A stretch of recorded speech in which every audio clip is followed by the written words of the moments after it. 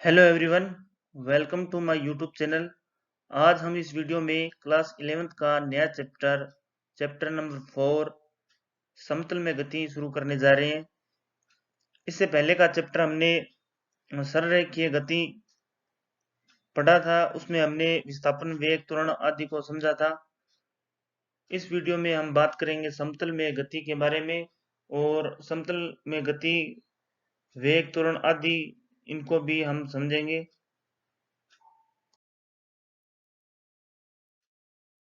गति के बारे में थोड़ा रिवाइज कर लेते हैं। हमने पहले की वीडियो में इस बारे में चर्चा की थी, लेकिन थोड़ा इसको दोबारा से समझते हैं। निम्न गतियों पर विचार करते हैं। सीधे पाइप में गेंद की गति। अगर किसी सीधे पाइप में अगर तो गेंद गति करवाते हैं तो वो सीधे रेखा में चलती है।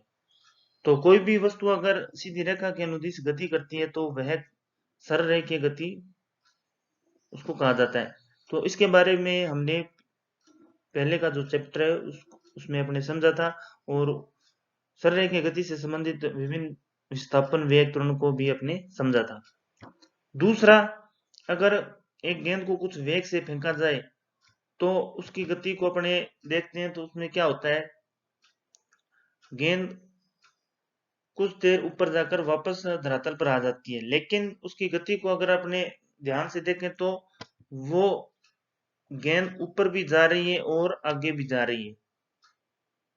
तो इस वस्तु की या गेंद की जो गति है उसमें दो अक्षों के अनुदिश परिवर्तन हो रहा है।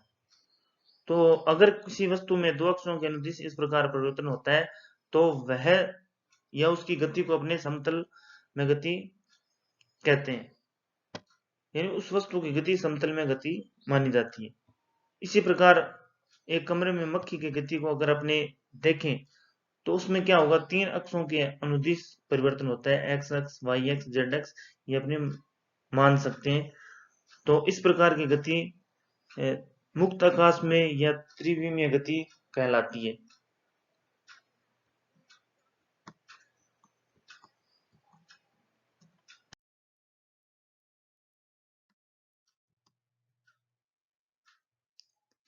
अब किसी भी वस्तु की गति के लिए हमें एक निर्देश तंत्र की आवश्यकता होती है, यानी उस वस्तु की गति को हम किसी तंत्र के द्वारा ऑब्जर्व करते हैं। तो जो मूल जहां से अपने उस गति को ऑब्जर्व कर रहे हैं उसे मूल बिंदु कहा जाता है। और तीन अक्षों में इसको अपने बांटते हैं, एक्स अक्ष, वाई अक्ष, जेड अक्ष। एक्स अक्ष के अनुदिश एकांक सदिश आई कैप होता है, वाई अक्ष के अनुदिश एकांक सदिश जे कैप, और जेड अक्ष के अनुदिश एकांक सदिश के कैप होता है। तो ये अपने गति के अध्ययन के लिए बहुत ही जरूरी है। उसके बाद एक विमीय सदिश। यदि किसी वस्तु की गति एक अक्ष के अनुदिश हो तो वह एक विमीय सदिश या उसकी गति को एक विमीय कहते हैं।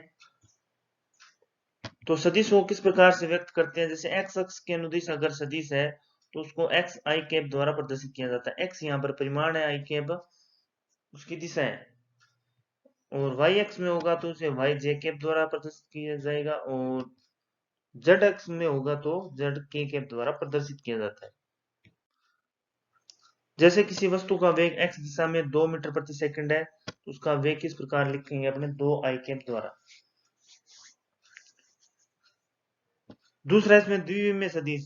वह सदिश जिसकी दो अक्ष के अनुदिश गति, यानी जिसमें परिवर्तन दो अक्ष के अनुदिश हो रहा हो, उसे द्विविमीय सदिश कहते हैं, और उसकी इस गति को हम द्विविमीय गति कहेंगे। जैसे एक्स और वाई के अनुदिश अगर परिवर्तन होता है तो उसको एक्स आई के प्लस वाई जे के, यानी उस सदिश का मान इस प्रकार से अपने प्रदर्शित करते हैं। तो द्विविमीय या समतल में गति में जो सदिश है एक्स वाई वाई जेड या किसी दो अक्षों के अनुदिश परिवर्तन होते हैं तो इस प्रकार से उनको व्यक्त किया जाता है। मुक्त आकाश में कोई वस्तु है तो उसकी स्थिति को दर्शाने के लिए अपने उस पॉइंट को किस प्रकार से प्रदर्शित करते हैं, तो उस पॉइंट को अपने एक्स आई कैप, वाई जे कैप प्लस जेड के कैप द्वारा प्रदर्शित किया जाता है। मान लेते हैं बिंदु पॉइंट पी ए अपने को दिखाया गया है, एक्स वाई जेड के तीनों अक्ष के अनुदिश उसमें परिवर्तन हो रहा है। जैसे मक्खी की गति थी तो उसके जो सदिश को इस प्रकार से व्यक्त किया जाता है, ये त्रिविमीय सदिश या गति को जो त्रिविमीय गति कहते हैं। आगे के जो इस चैप्टर के बिंदु है, सदिशों का संयोजन, सदिशों का वियोजन, सदिशों की जानकारी, इन सब के बारे में हमने पहले वीडियो बना रखे हैं। तो आप डिस्क्रिप्शन बॉक्स में जाकर इनके जो लिंक दिए गए हैं वहां से इन वीडियो को देख सकते हैं और इन सब के बारे में जानकारी आप वहां से प्राप्त कर सकते हैं। तो ये जानकारी प्राप्त करके आप फिर वापस इस वीडियो को देखें और आगे जो भी एग्जाम्पल हमने इसमें समझाए हैं आप उनको बाद में समझेंगे। आगे एनसीईआरटी बुक्स जो अपना चौथा पार्ट है उसमें एग्जाम्पल 4.1, इसमें किसी दिन वर्षा 35 मीटर प्रति सेकंड की चाल से ऊर्ध्वाधर नीचे की ओर हो रही है। कुछ देर बाद हवा चलने लगती है 12 मीटर प्रति सेकंड की चाल से, वो भी पूर्व से पश्चिम की ओर। तो बस स्टॉप पर खड़े किसी लड़के को किस दिशा में छाता करना चाहिए? तो हमें जो वर्षा है उसका परिणामी का परिमाण और दिशा बतानी है क्या होगी। तो उसके लिए मान लेते हैं बिंदु ओ से अपने ऑब्जर्व कर रहे हैं तो नीचे की ओर जो वर्षा दिखाई गई वी आर से और पूर्व से पश्चिम की ओर हवा चलती है वी डब्ल्यू, इसको अपने प्रदर्शित किया। तो हवा चलने से जो वर्षा की बूंदे हैं वो प्रारंभिक स्थिति से मान लेते थीटा कोण पर आ जाती है। तो हमें इसका मान निकालना है वी कितना कोण होगा और दूसरा वर्षा का जो परिणामी वेग होगा वो कितना होगा, तो सूत्र के द्वारा अपने समझते हैं। तो दो सदिशों के लिए जो परिणामी का परिमाण निकालते हैं अपने r बराबर जो पहला सदिश है उसका स्क्वायर दूसरा सदिश उसका स्क्वायर कर देते हैं। तो V R square plus V W square बराबर 35 का स्क्वायर प्लस 12 का स्क्वायर। इसको हल करते हैं तो क्या आएगा 35 का स्क्वायर 1225, 12 का स्क्वायर 144, योग करेंगे तो 1369 का अंडरूट और ये अपने पास कितना आता है 37 मीटर प्रति सेकंड। यानी हवा चलने के बाद जो वर्षा की चाल है वो 37 मीटर प्रति सेकंड हो जाती है। अब वो किस दिशा में जाती है उसके लिए अपने टेन थीटा निकालते हैं जो कि होता है वाई बटा एक्स।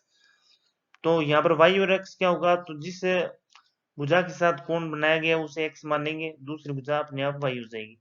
तो यहाँ पर जो कोण है वो वी आर के साथ है तो वी आर एक्स मानते हुए इसको बटे में रखेंगे और वी डब्ल्यू ऊपर आएगा। तो ये अपने पास कितना आ जाएगा, वी डब्ल्यू का मान अपने पास दिया गया है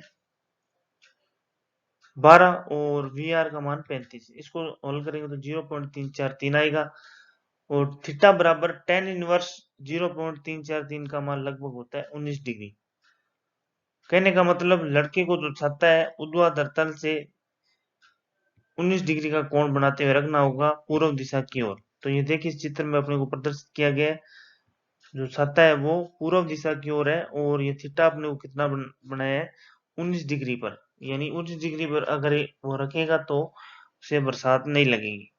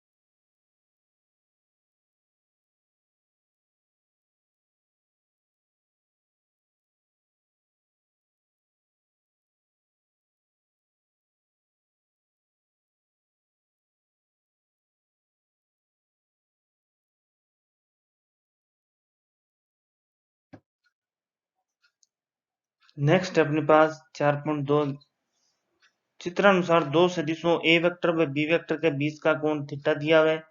इनके परिणामी सदिश का परिमाण तथा दिशा उनके परिणामों थीटा के रूप में व्यक्त करना। तो हमें इस प्रकार से चित्र दिया गया है। ए वेक्टर और बी वेक्टर दो सदिश है, इनके बीच का कोण थीटा दिया गया है। मान लेते हैं जो परिणामी है वो ए वेक्टर से अल्फा कोण बनाता है। अब अपने क्या करते हैं, भुजा ओपी को आगे एन तक बढ़ाते हैं। तो ओपी को एन तक बढ़ाया और इससे एक ट्रायंगल पीएनएस बना देते हैं। फिर क्या करना है, त्रिभुज ओएनएस में पाइथागोरस प्रमेय लगानी है आपको, क्योंकि हमें ए वेक्टर बी वेक्टर और जो आर है इन तीनों पदों को लिखना है। जो आर है उसको ए बी और थीटा के रूप में व्यक्त करना है। तो हम ये ट्रायंगल लेते हैं ओ एन एस, इसमें पाइथागोरस प्रमेय लगाते हैं क्योंकि ये कोण 90 डिग्री का है। तो इसमें देखते हैं कर्ण भुजा ओ एस ये वाली और आधार ओ एन और लंब इसमें हो जाएगा एस एस एन या एन एस। तो ओ एस स्क्वायर प्लस बराबर O N square plus N S square ये समीकरण आ जाएगा अपने पास। चित्र में देखते हैं अपने पास जो ओ एन भुजा है वो अपने किस प्रकार से लिख सकते हैं, ओपी प्लस पी एन रूप में लिख सकते हैं। तो यहाँ पर समीकरण में अपने बदलाव कर देते हैं, ओ एन की जगह ओपी प्लस पी एन रख देते हैं प्लस एन एस स्क्वायर। अब ओपी प्लस पी एन एक प्रकार से ए प्लस बी का होल स्क्वायर बन गया। तो इसको अपने हल करेंगे तो आएगा A square in OP square, two A B होता है तो two OP P N plus B square होता है तो पी एन का स्क्वायर और लास्ट में जो पद है अपने पास एन एस का स्क्वायर।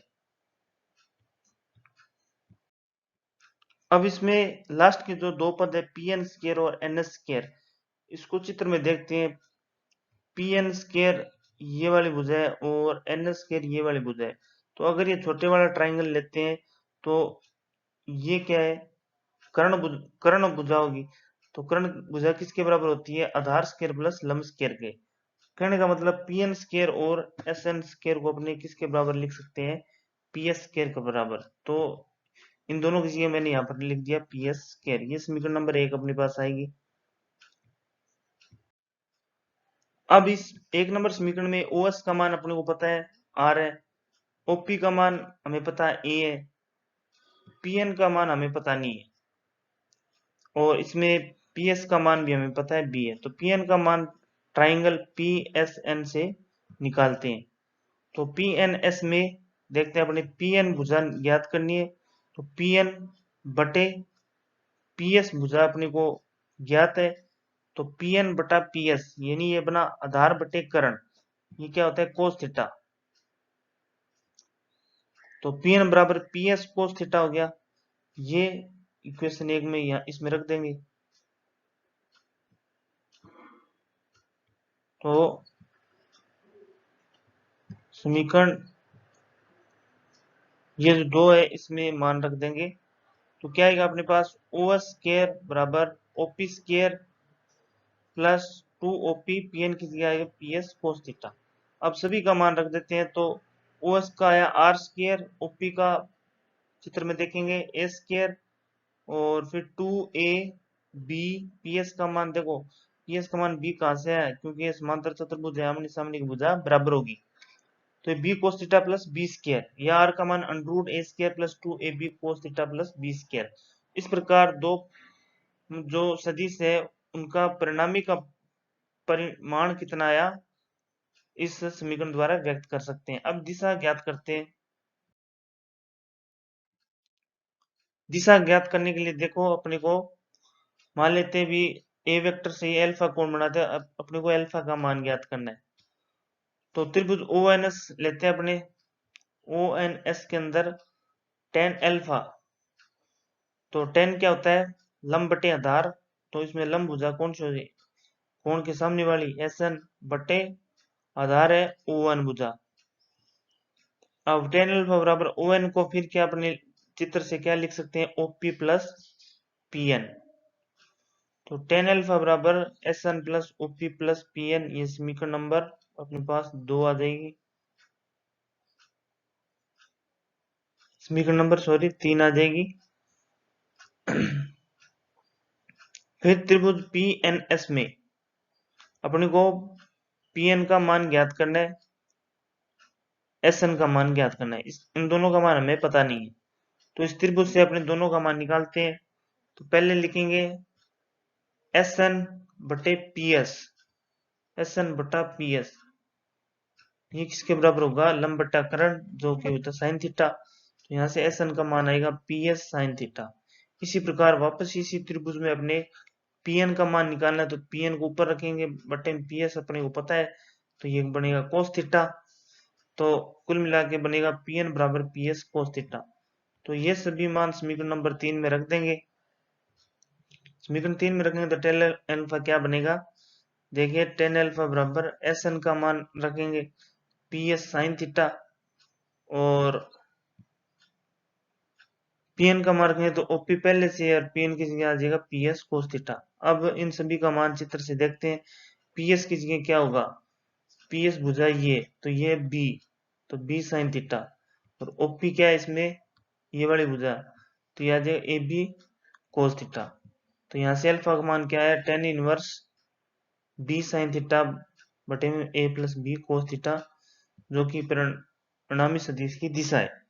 तो हमने जो परिणामी का परिमाण है और दिशा है उसको A और B और थीटा के रूप में व्यक्त कर दिया, ये हमें दर्शाना था।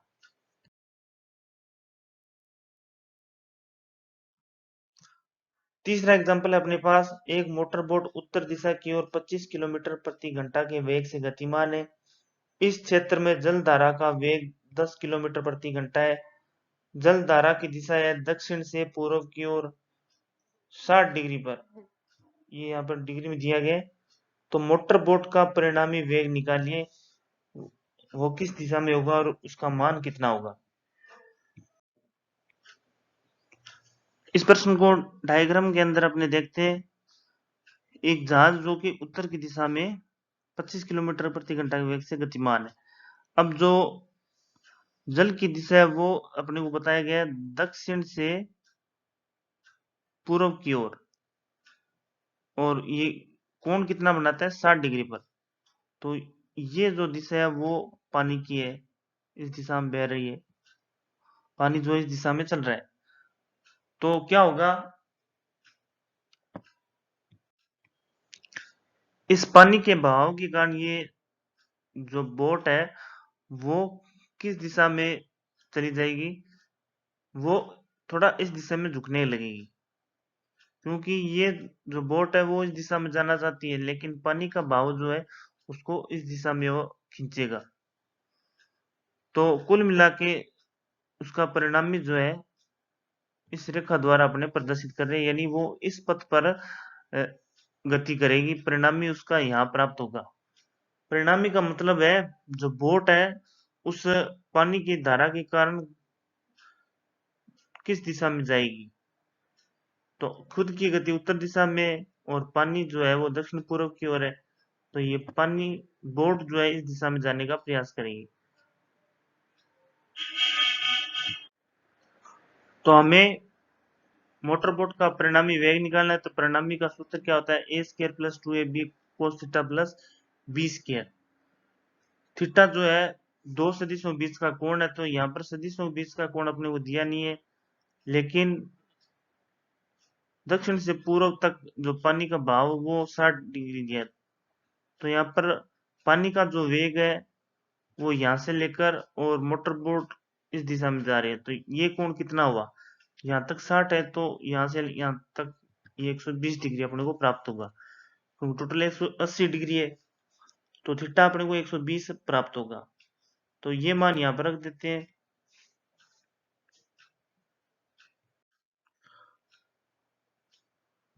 तो a² प्लस 2ab, इसमें a का मान 25 क्यों लिया, क्योंकि जो परिणामी जो कोण है वो अपने ए से ले रहे हैं, अल्फा का जो मान है वो ए से ले रहे हैं, तो ए का मान कितना हुआ 25 होगा। पीछे के एग्जांपल में आपने देखा था, जहां से परिणामी कोण बनाता है वो उसे ए मानना है आपको। तो 2 गुणा 25 बी कोस थीटा, तो 10 कोस 120 डिग्री और 20 के ऋण 10 का स्क्वायर। इसको हल करेंगे अपने, 25 का स्क्वायर 625, और इस पूरे पद को हल करेंगे तो 25 इंटू 25 और 500 आ जाएगा ये। और कोस 120 का मान -1/2 होता है, तो 100 का वर्ग 10 का वर्ग हो गया 100। पूरे को हल करेंगे तो √475 आएगा, जिसका मान लगभग 21.79 या लगभग 22 किलोमीटर प्रति घंटा अपने को प्राप्त होगा। तो बोट का जो परिणामी वेग है वो 22 किलोमीटर प्रति घंटा होगा। और दिशा निकालने के लिए सूत्र जो है tan अल्फा बराबर अभी निकाला था आपने b sin theta plus a plus b cos theta से अपने b का मान 10 और थीटा का मान 120 डिग्री, a का मान 25 और b का मान वापस 10 cos 120। इस पद को हल करेंगे तो tan अल्फा आएगा 0.433, तो अल्फा यहां से प्राप्त होगा 23.4 डिग्री। यानी परिणामी जो है वो नाव से पहले की जो पोजीशन है उसे कितना डिग्री कोण पर होगा, 23.4 डिग्री पर अपने को प्राप्त होगा।